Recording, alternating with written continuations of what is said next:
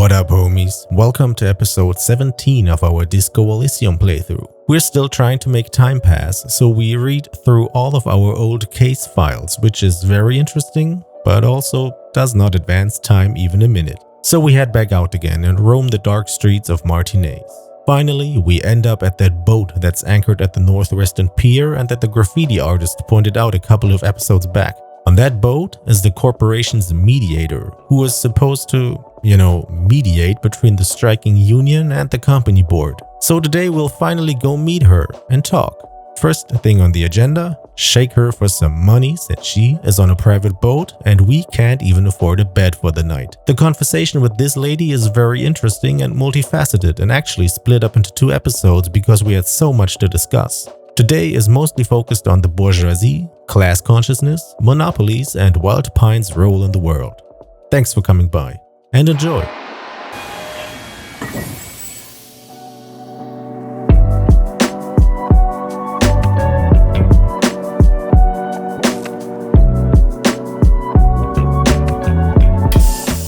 No one cares what you believe in, man with the smelly toilet ledger. What do you want to tackle next? Man with the smelly toilet ledger. How far along are we? How much time? 41 minutes. That's enough time. Whoop. Oh, no. Oh, wait. Oh, it saves. Goddamn, cool. I just saw an X, and X closes a window, and I want to get out of here. Okay, that's actually cool. We can, preload them. I guess just go on with the next one. I don't know what happens if we don't sleep. I assume there's gonna be a malice for doing that. I don't know. Maybe our bedtime is at 3 o'clock and we'll have some information then. We'll see. Next one, the unsolvable case. AKA Leslie and Burke. AKA the public indecency drunk and the property damage drunk is a cursed case. It has been passed from unsuspecting officer to unsuspecting officer for 10 years. On January 29, the unsolvable case made its way to you. Why you accepted it, it is unclear. Every officer, and indeed most civilians in Jamrock, know it's unsolvable. Leslie will always take his pants off when he's drunk. Burke will always trash everything. It's just what they do. It is their nature. You cannot change the nature of a man, and you can't lock them away because public indecency and small-scale property damage are not punishable by incarceration. The only way for Leslie to stop flashing his genitals to bypassers and for Burke to stop dismantling signage and rear-view mirrors would be for them to stop drinking alcohol, which in their 40s or 50s, it's hard to tell because of their distorted features, is a medical improbability on par with you ceasing to produce the expression. Couldn't we just keep them off the streets? Proceed. Threatening, fines, dragging them to the station, locking them up in the hellholes they live in, locking them up in the station, hypnotherapy, even trying to get the local gang of Zemyaki to take them out. The Zemyaki gave them ethanol so Burke and Leslie would expose and rampage even harder.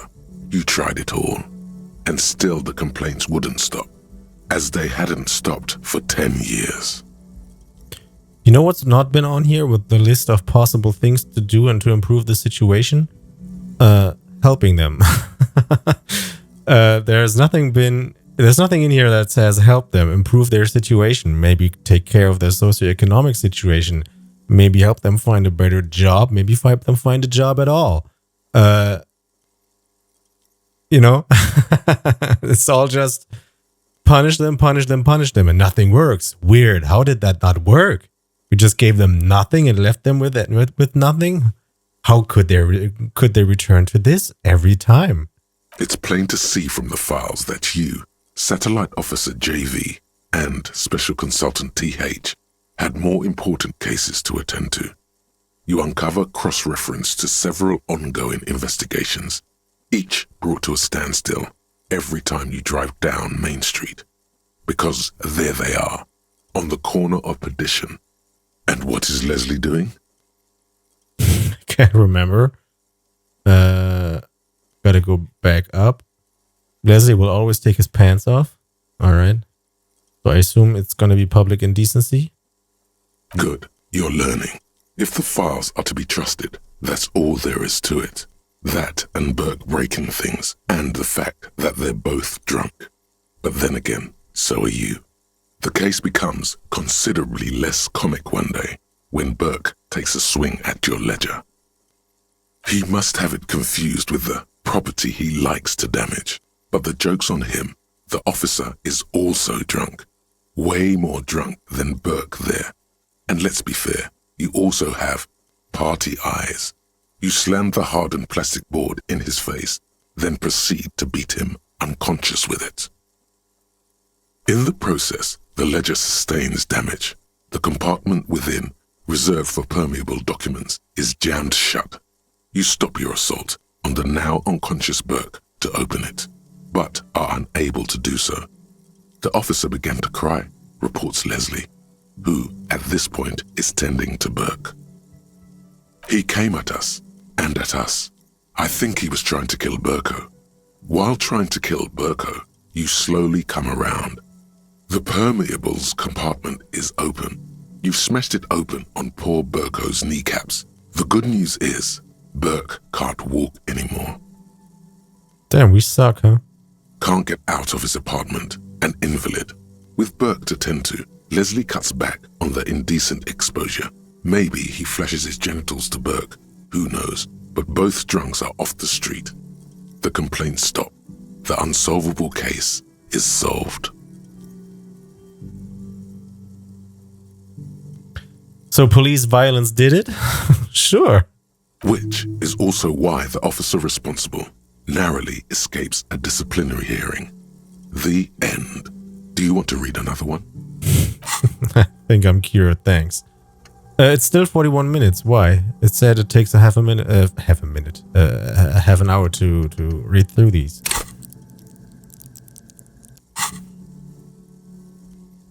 I mean, we're just going to continue. It would be very interesting to read about these, wouldn't it?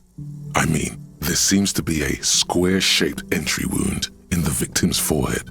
She's been sitting there for weeks on her rocking chair with a square hole in her skull, staring at the wall, her mouth agape. But? That's all you got. From the half hour you spent piecing it together, all you know is the entry wound was square-shaped. You never found the bullet. And then another body showed up, also with a square hole in his forehead. A sequence killer? Who knows? Those pages are missing. What next? Don't worry. One day. Okay. One day you may still catch the man with the square gun. Square gun conceptualization. Sure. The couch in an unexpected location. Some assholes brought their couch outside and hung out on it. In the middle of the street, on the roof, on the hillside by the motorway. You know, at an unexpected location. They were young, and they thought they looked cool on it. They actually looked like assholes. They looked really cool, like models. They looked really cool, like a rock band. Sure, rock band. Yes, as you said here, insufferable rock and roll assholes. Young people are the worst. So anyway, you got a complaint about the damn sofa, or couch, or whatever it was. They were leaving it out in all these unexpected and whimsical locations. They took it to where they also took photos of themselves on it, and smoked cigarettes, and drank coffee because they felt it's intellectual. Cigarette butts, coffee cups, stupid couch. You had to clean it all up, and you did. So congratulations to you. Case solved. Okay. Did I ever catch those guys? No, you didn't have time for that. These notes show that you have what is called a real goddamn job. You don't have time to be chasing down the couch assholes. You have a real job to do. What next? Murder at a hookah parlor. Murder. Tum tum tum. At the hookah parlor was a case originally assigned to an officer called Joseph Mills, who is now dead, of circumstances completely unconnected to murder at the hookah parlor. Wait, how? Right, on with the murder. Wait, how? Beaten to death by a throng of Villalobos gang members when him and his partner JM, only initials mentioned, answered a call one night. It's a sad story and it isn't really represented in your case files. Stop stalling and get to the murder at the hookah parlor. Right, on with the murder. Joseph Mills was on this case that he just couldn't solve. Was doing it solo. Said it was a real nutcracker, a real brain twister. Was on it for, like, a month. The captain got impatient. Shit or get off the pot, Mills. Mills didn't get off the pot. Not yet. He kept at it for a couple of weeks more, racking his brains, running with every theory, as outlandish as they seemed. Still couldn't solve the murder at the hookah parlor. Tough case, he said. Toughest he's ever had. Wait, was Joseph Mills a good cop? No, he was awful. Awful sense of humor, too. The worst jokes you've ever heard. Really rapey. Still, he'd been on it for months now. Said it was the final case. Said it was uncrackable. That murderer vanished into thin air. That goddamn hookah parlor was all he talked about. Go on. Okay, so the case is handed to you because Mills isn't getting anywhere, and you look into it. Here's the setup. A young man is found dead in a hookah parlor. You know, those places where you go and smoke bubblegum-flavored vapor all day. All day. Can you get high off it? Really cool or really stupid?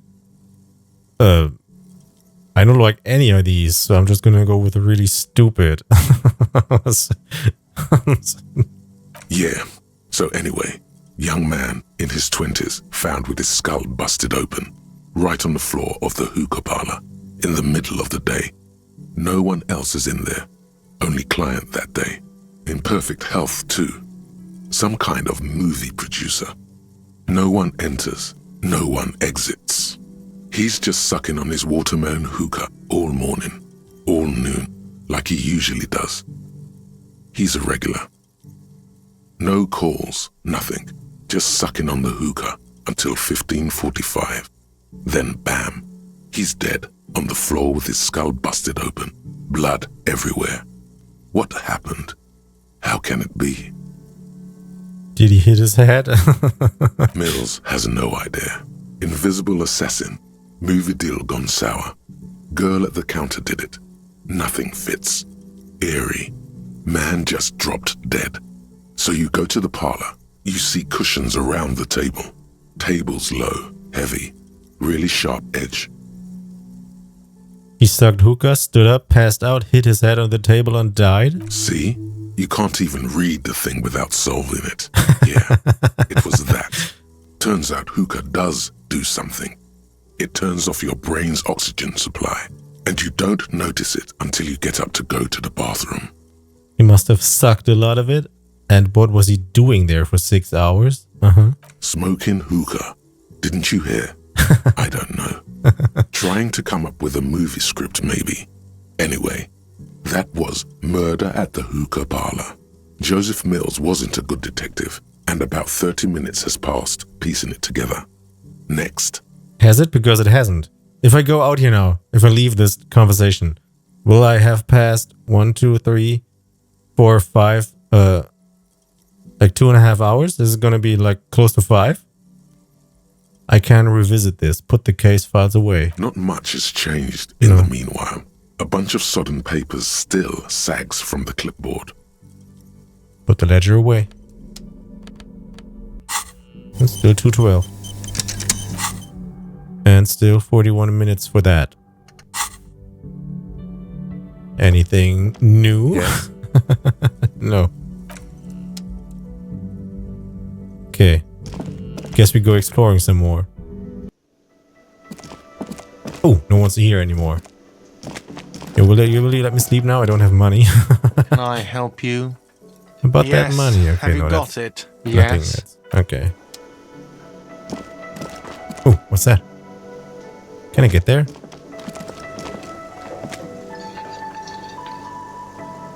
Huh. Cutting board, huh?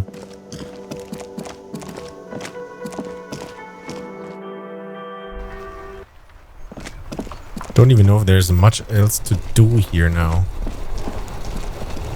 How are we going to spend 40 minutes? Oh. A sewer gate. A grate. A gateway to the river of filth. With this?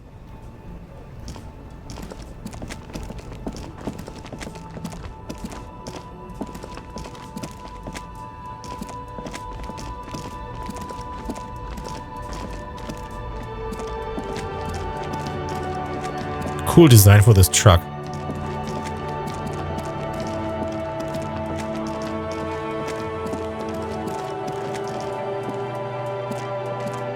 Okay, nothing else here.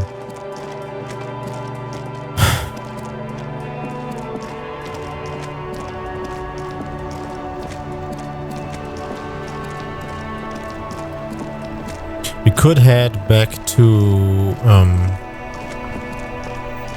that building that we've been at, where that guy that was smoking was hinting at us to come to him, and just check out that building out. Check out that building some more.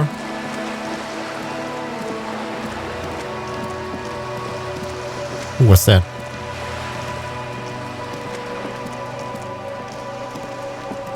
Are we going down there? Wait, let's first check this. Ooh. Oh, that's a locked door.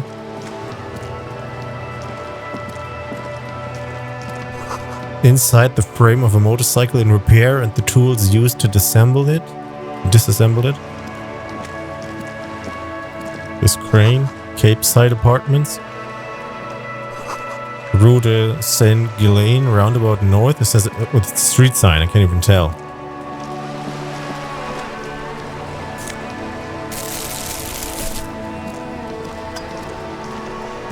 We can talk to this lady.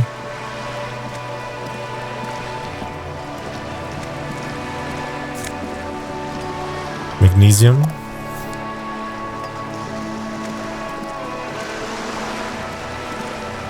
And docking reserved for residents of Rue de Saint-Ghislain 33A. I am not sure if I want to talk to that lady now. I think I want to check out the... maybe I want to, because that... I think she's related to... like mediating between the union and the strike... or the union strikers and the company behind that. So if we actually make it past that big guy, the racist freak, and talk to the union leader, it might actually be helpful that we've talked to her before. Your room in the Whirling is much bigger than this sloop. This is worth more than you'll ever earn in your life. Okay, cool. There was a hint that we're supposed to talk just all kinds of random shit to this person because she's probably really good at talking. So I feel like something like conceptualization might be a good idea, although drama seems way important to be able to lie. Minus rhetoric is not what we want. Do we have any malice on any of this? Not really. So I think we are set up fine. Alright, let's talk to her. Oh! Shadows on the water, green plants under the calm surface. Okay. A striking woman leans against the cabin top of her sailing boat, smiling as you approach. Her green raincoat glistens with droplets. A silk scarf is tied around her throat. Joyce Messier. Good evening, officers. I'm Joyce. She extends her hand in greeting. Joyce L. Messier. I represent the board of Wild Pines, the owners of the harbour. You gentlemen must be from the RCM. She steps closer and holds out her hand over the railing. Joyce L. What does the L stand for? What exactly is the RCM? I remember hearing it from somewhere. What gave us away? Shake her hand, don't shake her hand. Joyce L. What does the L stand for? Leighton, my maiden name. Her bony hand dangles from the sleeve of her oversized raincoat. Is this already part of being all weird? Just not shaking her hand? What exactly is the RCM? I meant you, the Revachol Citizens Militia, Uh-huh. the police. What gave us away? Nothing, honestly. I've said it to every drunk in town, and you're the first one who's responded. Okay. Relax. She meant it in jest. Sure. I guess we shake her hand. I'm glad to see you here. Her grip is tight and cold. Uh-huh. Uh-huh. I was dispatched to handle a strike, not a lynching.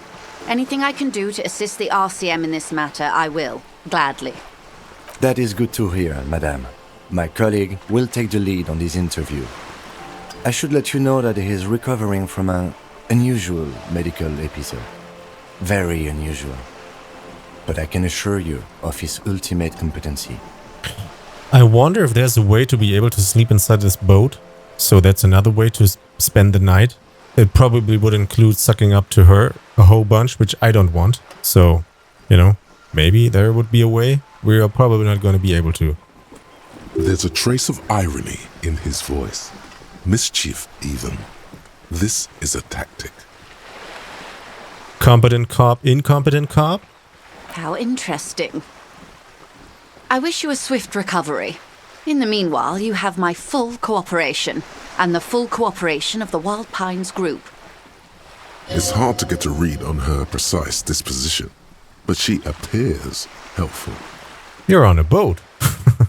Tell me about Wild Pines. What do you do? What can you tell me about this strike? What can you tell me about this lynching? Do you know something about these tattoos? You seem rich. Can I have some money? Yeah, we're gonna lead with that. Is what you want to say, but it isn't that easy, is it? What? Why not? Look at that lady. Take a gander. Squint your eyes, bub. Bub. What nice fabrics. What lustrous hair. What nice fabrics. Why, yes. Tucked away under that sturdy green raincoat, almost rustic in its simplicity, a silk shirt and matching scarf around her gentle throat, while dull orange pearls hang from her earlobes, red from the cold. Her light green eyes scan you, full of knowledge and worry, wealth and all its possibilities. These are the kind eyes of the rich man that seem to say everything is possible. Mm-hmm. Within reason. Yeah, sure. What reason? Yeah, so? Now look at you. You misery-clad simian. Barely able to tie your own laces. Your armpits are lakes. A scythe of booze precedes you. Your hair sticks to your forehead and your underwear feels uncomfortable. You're poor. Poor as balls. You can't ask this person for money. You're too... Ashamed? I'm not ashamed. What is this feeling? I've never felt it before. I'm a goddamn working man. I'm not ashamed to shake this leech for some dough. As I should be for even considering it. This is a woman and I'm a man. Yes, I should make my own goddamn money by now. No, here, middle thing. I'm a goddamn working man. I'm not ashamed to shake this leech for some dough.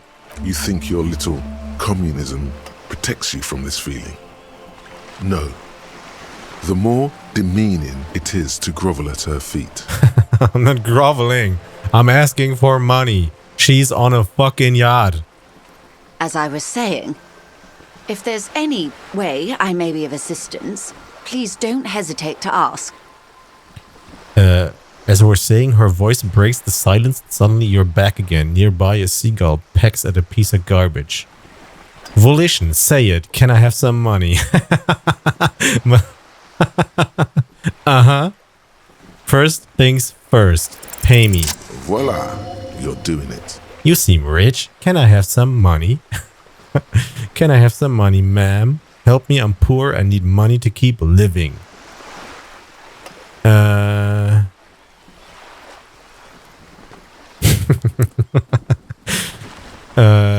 I'm not a fan of the fact that the communism idea was what give us pluses here, because you know it's not a poverty cult. It's also often referred to as that. So this again makes me think that the people making this or that wrote this have kind of the wrong ideas about that. But whatever. You seem rich. Can I have some money? Can I have some money, ma'am? Help me. I'm poor. I need money to keep living. You seem rich. Why, yes, I am rich. How much money do you need? Hopefully not too much. I couldn't bring all of it with me. You couldn't? Why not? She's surprisingly nonchalant about this. Could it be that she somehow knows more about your predicament than she's letting on? I need 130 real. I need 10,000 real. Oh man, I'm kind of inclined to do that, but I want to do this, because if that actually is possible, because yeah, 130 real is nothing to this person. She'd be like, that's the price of banana, right? Because she is probably completely disconnected from everything. It's 0.1 cents. But this is just too funny. But I fear that if we pick this, we can't pick this anymore. But I'm still gonna do it. Come now, nobody carries that much cash on their person. Particularly in a place like Martinez. I'd get robbed. Just go off with your boat like 3 meters, you won't get robbed. And even if I did, I still would not give you 10,000 real. I would rather buy something nice with it, like expensive hi-fi or a new hydrodynamic E40 sail. Can I get 130? Her tone makes clear that you violated some kind of rich person taboo. Wouldn't be the first time. Hi-fi? I feel like high-fidelity disco music too. Hydrodynamic E40 sounds fast. It is. Fast and silent. Try again, but lower. I hate this person. Making me dance like a clown for her amusement. Give I money. like high-fidelity anything, sir. Now, try again, but lower. I think this was connected to the other possible option for high fidelity. 130? That's a good sum. Not too small, not fantastically large. She pulls out, she reaches into her raincoat and pulls out a zip bag. A zip bag.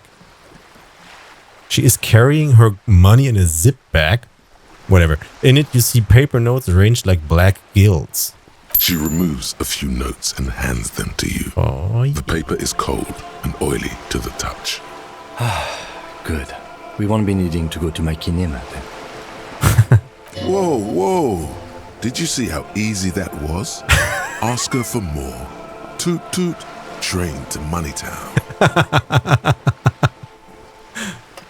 Sick. Can I have some more? Nay, 'twould be dishonorable, and mine honor is my life. Can I have some more? This may seem like odd behavior for a police officer, ma'am, but it's a perfectly common side effect of his He squints at you.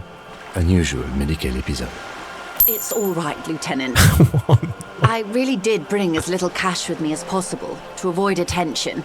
So here you are. The last bit of filthy lucre I can share.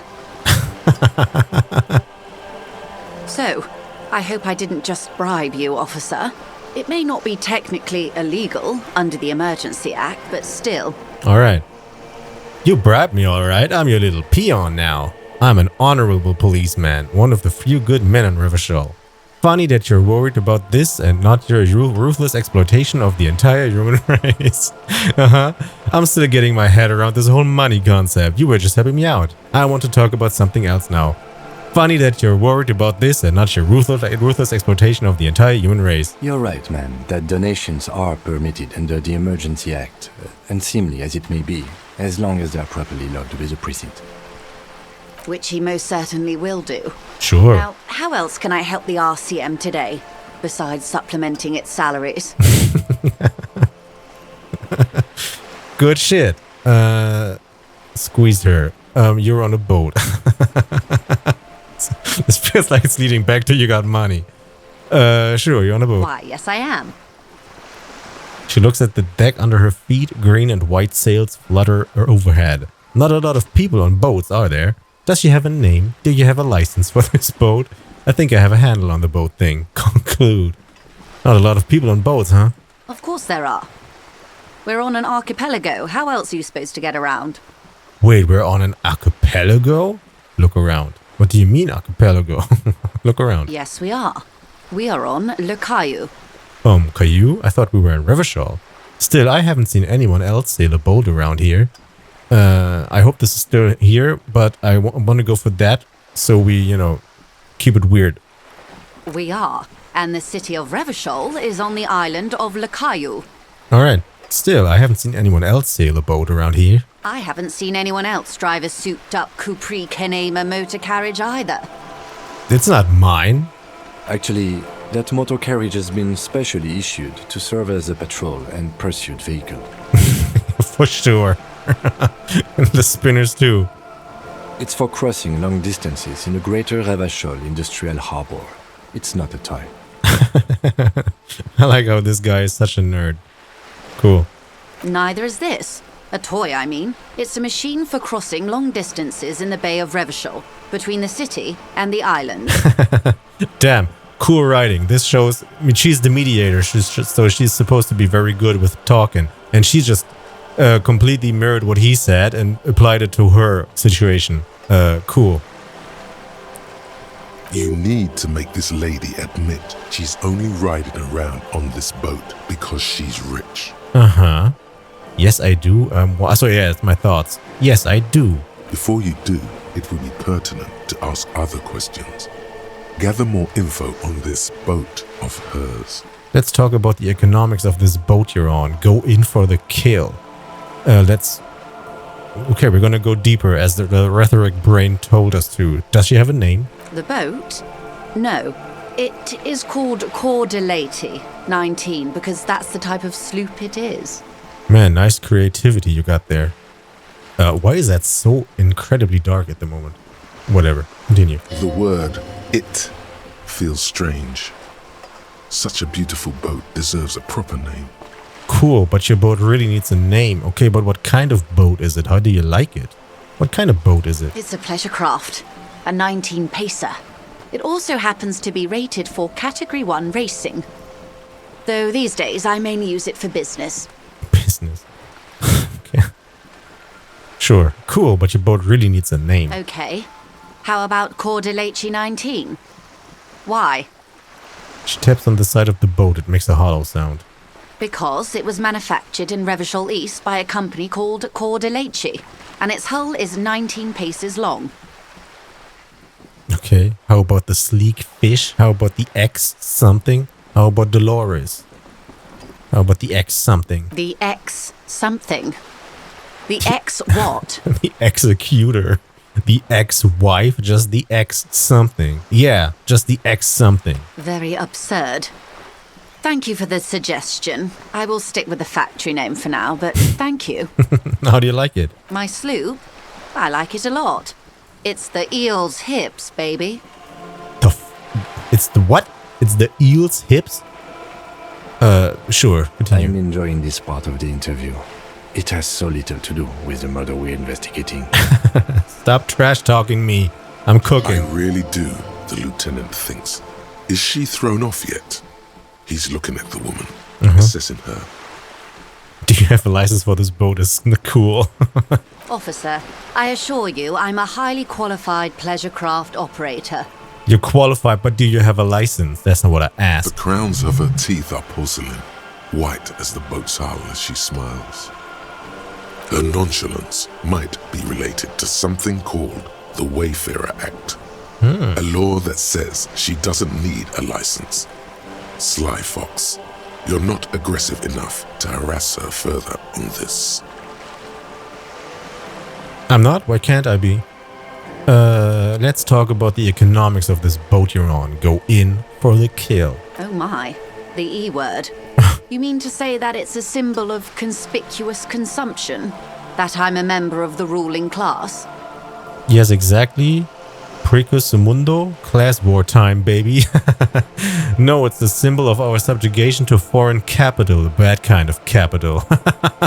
Forget about it, I was out of line. Preciso mundo, I don't know what that means. Class war time, baby. Detective, may I remind you that Mrs. Messier is a professional negotiator. So am I. He doesn't look like he thinks you'll best her in single combat. That's what I leveled.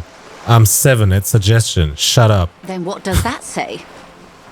She points Does to the it say docking reserved for residents of Rue de Saint-Ghislain, 33A? Yeah, and? 33A? This old proletarian haunt here? As I said, plenty of people drive boats of all social strata.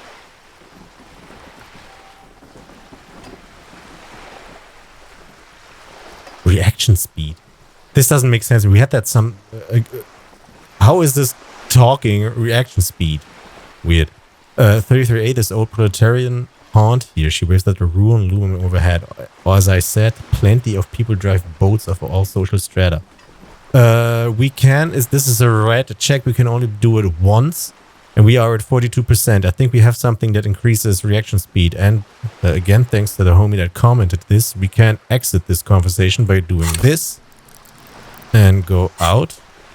Okay, and not do this. Can I go to my inventory and switch things? Because I don't want to level it.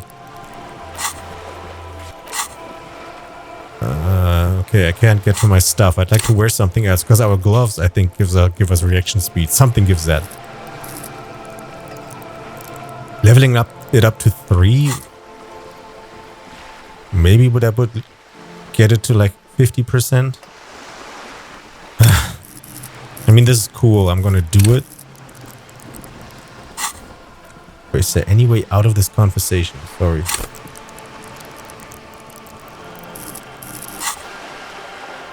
Fine, anyway, change the subject. If I do that, can I go back in?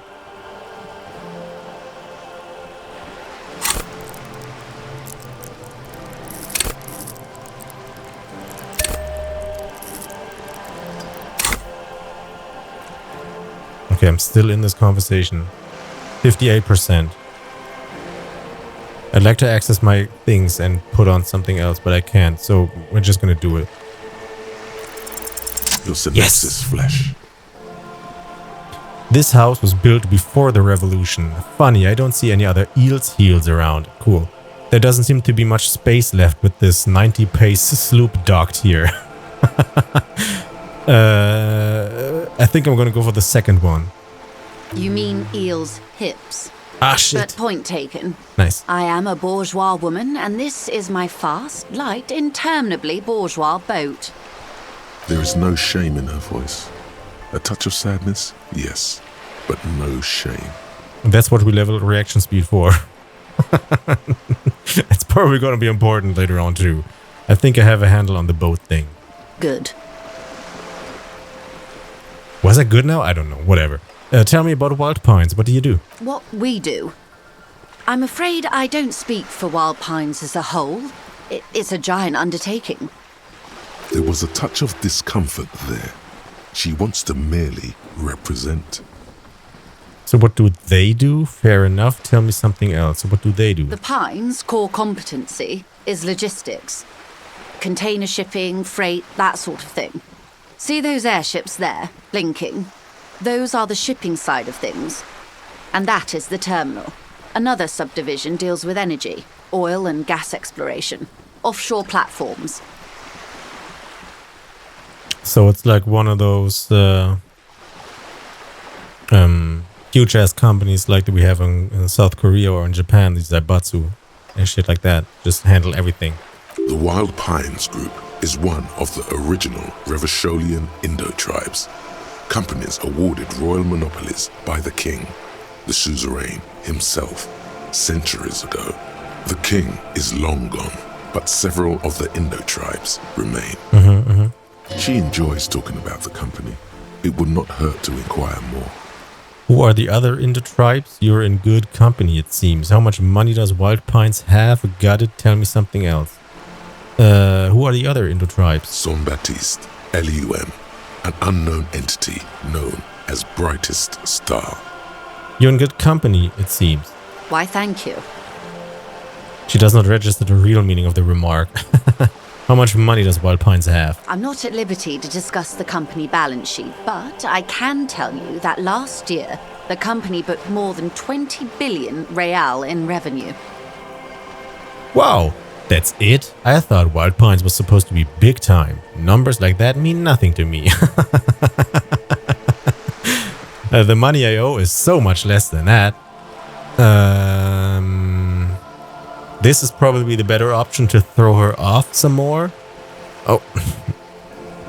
Although both seem kind of interesting. Just, she seemed to be very proud of that. So doing this might set her off a little bit. I think I want to do that. So that's it. I thought Wild Pines was supposed to be big time. And to think, there are years when the group books losses in the billions. Sure. Losses. How much of those are, will go to the board members?